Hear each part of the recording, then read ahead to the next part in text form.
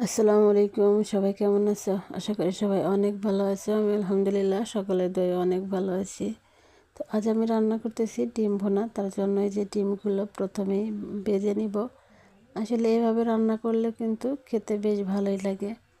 তো এক এক সময় এক এক রকম খাওয়াটা ভালো, মানে সব সময় একই রকমভাবে না খেয়ে মাঝে মধ্যে একটু অন্যরকম রান্না করলে খেতে কিন্তু বেশ ভালোই লাগে।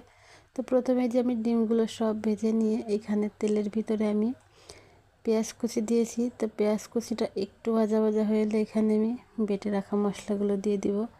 তো বেটে রাখা মশলাগুলো দিয়ে এখানে একটু পানি দিয়ে পরিমাণ মতো লবণ, হলুদ, মরিচগুলো দিয়ে কিছুক্ষণ কষিয়ে নিব। তো কিছুক্ষণ কষিয়ে নিয়ে একে একে আমি ডিমগুলো দিয়ে দিব। আসলে মশলাটা ভালো করেই কষিয়ে নিতে হবে, কারণ এইটাতে বেশি জাল লাগবে না, অল্প জালে রান্না হয়ে যাবে। তো যদি মশলাটা ভালো করে কষানো না হয় তাহলে কিন্তু গন্ধ থাকতে পারে, মানে মশলার গন্ধ। তারপরে এই যে আমি এখানে 2-3টা কাঁচামরিচ দিয়ে একটুখানি ধনিয়া পাতা কুচি দিয়ে অল্প একটু পানি দিয়ে ঢাকা দিয়ে জাল করে নিব। তো ঢাকা দিয়ে জাল করে আমি একটুখানি নেড়ে চেড়ে আবার একটুখানি ঢাকা দিয়ে দিব।